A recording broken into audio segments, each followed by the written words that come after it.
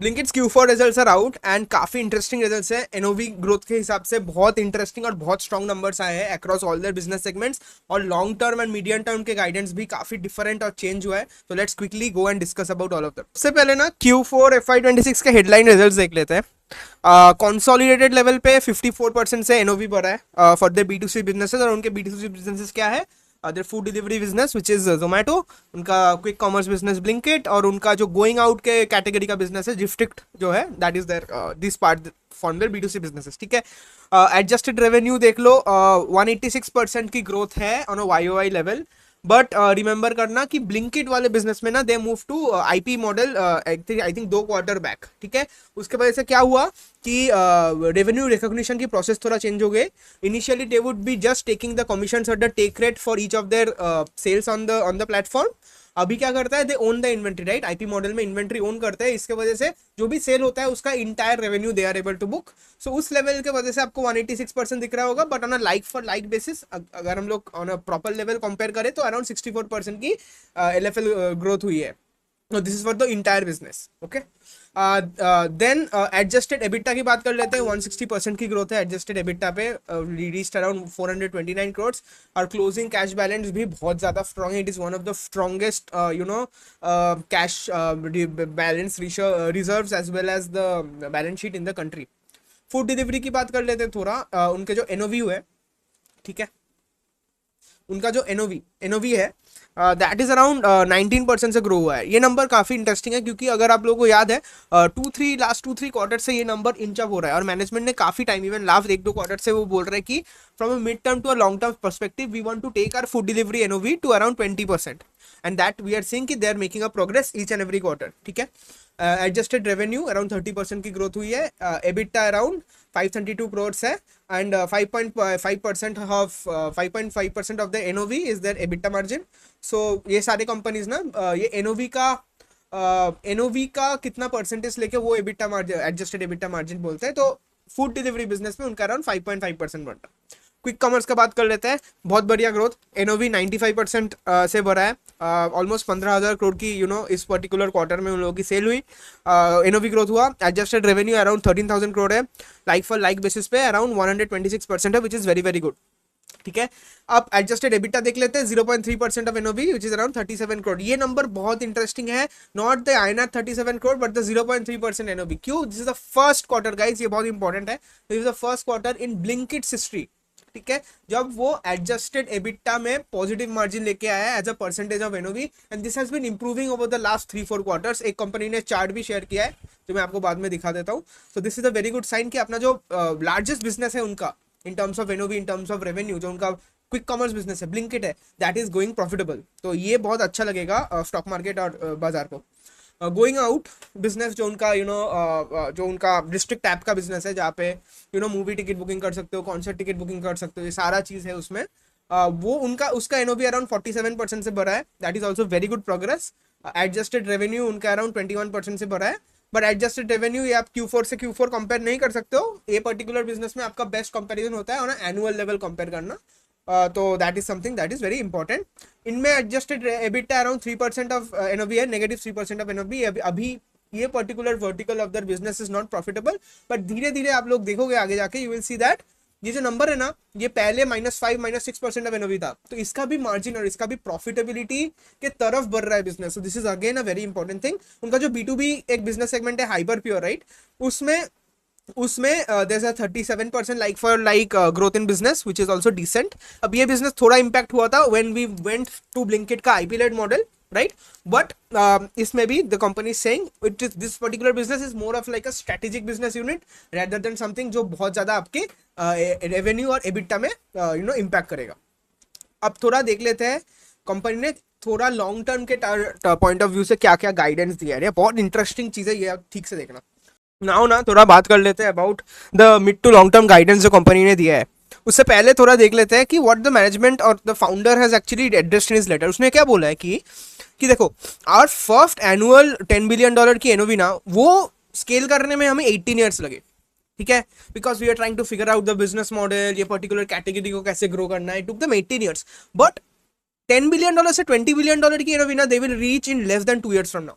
और यही होता है the benefits of a successful platform net business में। क्या होता है ना, इनिशियल टाइम पे कॉस्ट बहुत ज्यादा हाई होते हैं, लॉसेस बहुत ज्यादा हाई होता है, स्केलिंग में प्रॉब्लम होता है, and it takes a very long period of time to understand the business. But once you understand, once आपका foundation set हो जाता है ना, इसके बाद returns बहुत ज़्यादा exponentially accelerate होता है। जैसे देखो, it took them 16 years to reach adjusted EBITDA profitability in FY24, right? आप लोगों को याद होगा। But from there consolidated level पे 25-24 के end में the entire business reached adjusted EBITDA positivity. But they are saying कि अब ना from here on we expect to reach $1 billion of adjusted EBITDA by FY29। इसका मतलब 8,000 करोड़। अभी तो डॉलर डिप्रिसिएशन हो गया है आईएनआर का, तो आप पकड़ लो 9,000 करोड़ से ज्यादा, 9,000 करोड़ से ज्यादा adjusted EBITDA on my entire business, on my entire B2C business मैं रीच करूंगा। That is exponentially almost like a 7 to 8x type of growth in profitability in my business. और अगर आप इसको प्रोजेक्ट करोगे ना, आप देखोगे कि on an overall level Blinkit की जो ऑन एन ओवरऑल लेवल मेरा जो B2C बिजनेस के एडजस्टेड एबिटा मार्जिन है that will be around 3-3.5% by FY29। तो काफी ज्यादा प्रॉफिटेबिलिटी आने वाला है कंपनी को, और ये बहुत इंपॉर्टेंट गाइडेंस था। ठीक है, नेक्स्ट थोड़ा बात कर लेते हैं कि you know what the company is saying कि how they have been using AI to improve their business। ठीक है, और and whether AI is such a big threat for Eternal। तो देखो what they are saying is कि देखो AI अगर AI is first of all not such a very big threat for them, because वो क्या बोल रहे हैं कि AI चैट इंटरफेसेस तो आएंगे, but it will not remove the existence of specialised verticalised apps. तो वो क्या बोल रहे हैं कि जैसे गूगल के पास सबसे ज्यादा ट्रैफिक वॉल्यूम था, राइट, उनके पास सबसे ज्यादा ह्यूमन डेटा की बिहेवियर की वो नॉलेज थी, and they launch Google Flights, they launch Google Hotels, Google Shopping, but none of them were successful on such a large scale जितना उनका गूगल सर्च और गूगल एड्स था, right. And the reason behind this is there are certain vertical apps जो अभी भी exist करते हैं, right. Booking.com ले लो, Expedia ले लो, जो एक एक वर्टिकलाइज सेगमेंट में, it might be travel booking, it might be hotels, it might be shopping, ये वर्टिकलाइज्ड एप्स ना इसमें मास्टरी करे, इसमें they have the highest amount of knowledge and they solve complex high frequency habitual transactions over here जो Google नहीं कर पाता। तो एक तो ये, दूसरा वो क्या बोल रहे हैं कि ब्लिंकिट ना अभी विद टाइम इनका एक ब्रांड एसोसिएशन हो जाता है। जब भी आप लोगों को कुछ ऑनलाइन मंगवाना होता है इन लेस देन 15 मिनट्स, तो आपके दिमाग में सबसे पहले ब्लिंकिट आता है, राइट। सिमिलरली फूड ऑर्डर करना है, आपके दिमाग में सबसे पहले स्विगी जोमेटो आता है, राइट। तो फॉर पर्टिकुलर टाइप्स और पर्टिकुलर ह्यूमन एक्शंस वो पर्टिकुलर थिंग्स आप एसोसिएट कर चुके हो with different types of verticalised apps. ठीक है, पुराने जमाने में अब जब को फोटो कॉपी करवाना था, लोग फोटो कॉपी करवाने नहीं बोलते थे, right. Even now we say Xerox करवा लो, why, because Xerox had created that strong brand association in our head. ठीक है, ऑल्सो और एक चीज बोल रहे हैं कि AI will not be able to completely replace what is kind of going on in the physical world, right. AI हम लोगों को एक सिस्टम सॉफ्टवेयर जो SaaS मॉडल से उसको ज्यादा डोमिनेट करेगा, रिप्लेस कर सकता है, but will it be able to go and deliver food to customers और take out orders from restaurants, go and deliver food to customers? No, it will not be able to manage crowd in a 50,000 person event. It will not be able to stock shelves inside a dark store, right? So इसके वजह से physical infrastructure जो बहुत important है for Blinkit's business as well as for entire Eternal's all of the B2C businesses, वो easily replicate नहीं कर पाएगा ये, राइट। नेक्स्ट ना वो लोग क्या बोल रहे हैं कि देखो AI से तो ये सब करके मैं अपना कॉस्ट को बहुत अच्छे से मैनेज कर ही रहा हूँ, राइट, बट द मेन जो नेक्स्ट ट्रिगर ऑफ ग्रोथ होगा that will not be to cost management but to expand the market using AI। और इसके वजह से वो लोग ने कुछ स्टेप्स लिया है दैट दे हैव एक्सपेंड। पहला तो जो इंटरेस्टिंग थिंग है वो है कि जो ओल्डर कस्टमर्स होते हैं या फिर टायर 2 टायर 3 कस्टमर्स होते हैं ना, सिटीज में कस्टमर्स होते हैं जिनको उतना अच्छे से ऐप फ्लो या ऑर्डरिंग सिस्टम एप्स में समझ नहीं आता, उनके लिए what they have done, they have launched a thing known as natural language search, जहाँ पे वो लोग ना अपने वॉइस से बेसिकली कुछ ऑर्डर कर सकते हैं and that will really help them get into this new tier 2 and tier 3 cities and onboard new customers. Zomato की एक हेल्दी मोड भी लॉन्च किया है। All of these are certain things that they have made using AI। ठीक है, दूसरा interesting use of AI is that ये AI use कर रहे हैं for onboarding, training and day to day conversational guidance for the delivery partner, जिससे उन लोगों को अपना वर्क समझ में आए, उन लोगों को अपनी अर्निंग्स पोटेंशियल इजीली समझ में आए, जो प्रीवियसली शायद बहुत कॉस्ट एक स्ट्रगल था बिकॉज आप लोगों को बहुत ज्यादा डॉक्यूमेंटेशन, लैंग्वेज बैरियर्स भी आ रहे थे। थर्डली, काफी ज्यादा इनसाइट्स वो अभी अपने रेस्टोरेंट पार्टनर्स एंड सेलर्स को भी प्रोवाइड कर सकते हैं, all because they are using the power of AI। थोड़ा बात कर लेते ना ऑन उनकी गाइडेंस, ठीक है। अब देखो ब्लिंकिट ना यूज टू ग्रो, देखो ब्लिंकिट ना use to grow at around 100% अपनी NOV growth for the last 3 to 6 FY23 और FY26 के बीच। अभी तक मैनेजमेंट इज सेइंग दैट हम ना 100% एनओवी ग्रोथ वाईओवाई नहीं करेंगे, हम लोग 60% एनओवी ग्रोथ वाईओवाई करेंगे, and this will lead to our business in Blinkit growing to 4x the size it is today over the next 3 years। Company ने ये गाइडेंस थोड़ा डिवाइज और डाउनग्रेड इसीलिए किया है बिकॉज इस they are saying for the next 3 years competitive intensity एक तो बहुत स्ट्रांग रहेगी। सेकेंड वो लोग क्या बोल रहे हैं कि we just don't want to increase our CAGR growth just for the sake of it. हम लोग अपनी एडजस्टेड एबिटा को प्रॉफिटेबिलिटी में ले आए इस पर्टिकुलर क्वार्टर में, and we want to consolidate and keep on growing it. And also वो लोग क्या बोल रहे हैं कि इससे क्या होगा, हमारी क्वालिटी ऑफ सेल्स अच्छा होगा and not just any amount of sales. तो they are looking more ever sustain profitable growth for the business. Also वो लोग क्या बोल रहे हैं कि Blinkit is still at a very nascent stage, उनका majority of the business is still coming to 15 to 20 Tier 1 cities, and they are saying कि उसमें से भी Delhi and the top 8 cities contribute to almost 70-80% of their business। तो the headroom for growth in terms of geography, in terms of categories in this geography is very very substantial। Management ने काफी detail commentary भी दिया है on the building blocks of their 60% NOV guidance, ठीक है।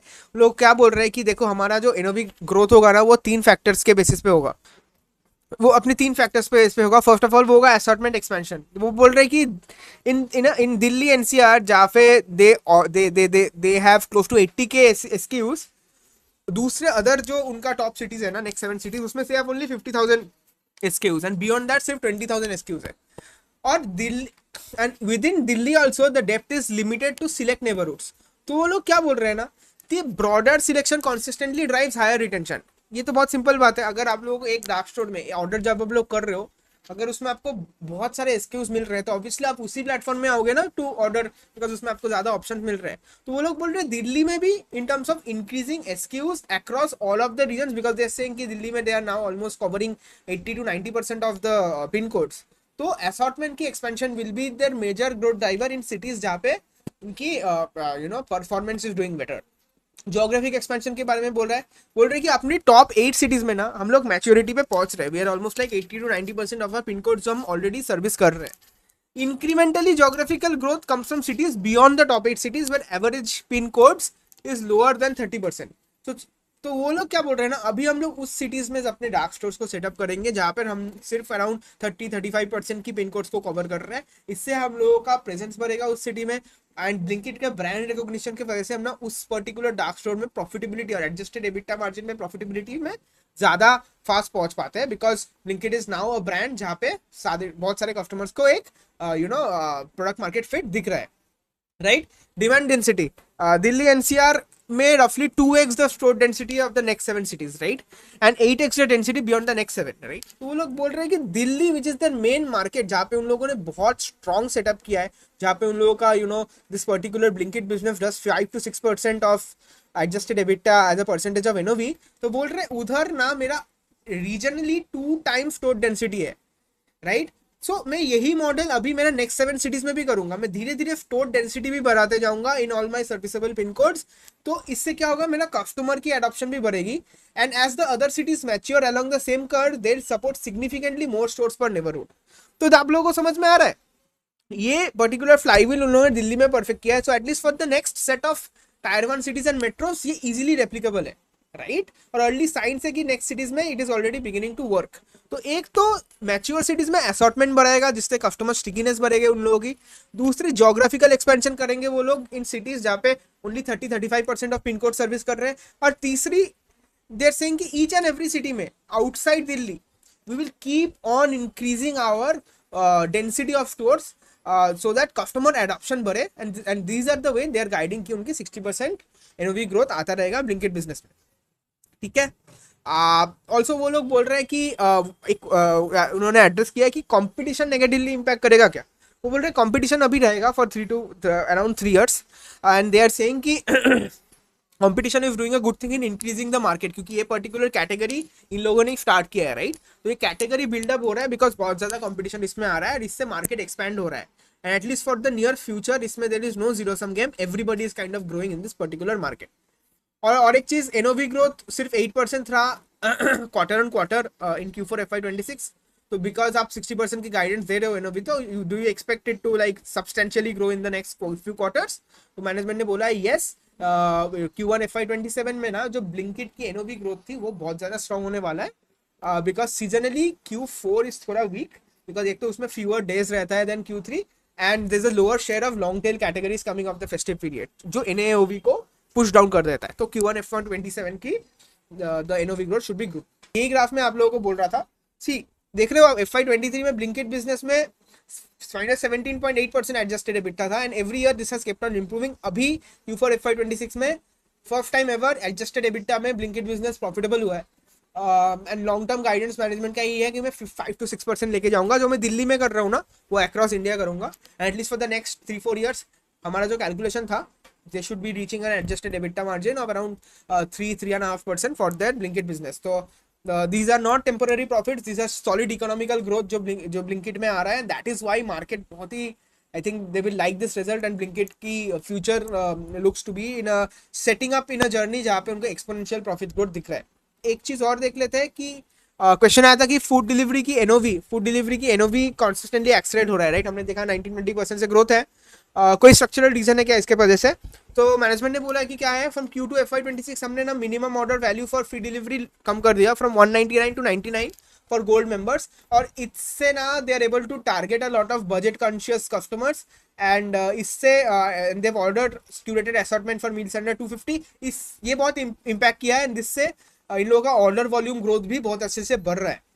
This is something जिसके वजह से उनका monthly transaction customers MTC growth हो रहा है, वो भी ग्रो हो रहा है, not just from existing customers but बहुत सारा न्यू टू प्लेटफॉर्म कस्टमर्स भी ज्वाइन इन हो रहा है। उसका मेट्रिक भी हम लोग आगे देख लेते हैं। दूसरा चीज दे आर सेइंग कि रेवेन्यू पर order keeps on growing, and operating cost efficiencies भी बहुत अच्छे से प्ले इन हो रहा है, जिसके वजह से उनका रेवेन्यू और मार्जिन भी अच्छा खासा स्टेबल और मेंटेन हो रहा है for the food delivery business. दूसरा चीज थर्ड थिंग दे सेइंग कि 2 एडिशनल टेलविंड्स है।